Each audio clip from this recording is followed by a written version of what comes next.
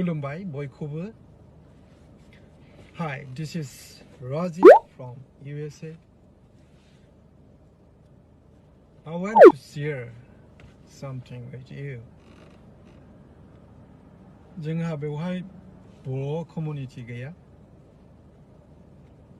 I'm sure जों बयबो मिथिखागौ जानांगौ जे सोरगिदिं बुहुमाव मा थासारि जागासिनो दं.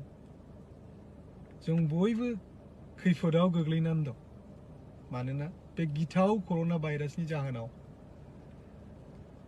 So आं बेखौ बुंनो खावलायदों अन्नानै न'आवनो था.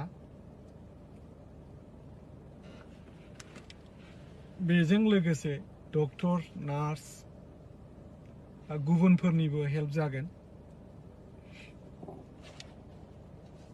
आरो बयनिबो जिउखौ रैखा खालामगोन. We all should help each other and especially नोंनि न' साखाथियाव गोरिब एबा उखैनानै थानाय जाय सुबुंहा ओंखाम गैया बेखौ नों हेल्प खालामगोन नोंनिफ्राय हागौमानिसिमखौ. So please stay home. Thank you.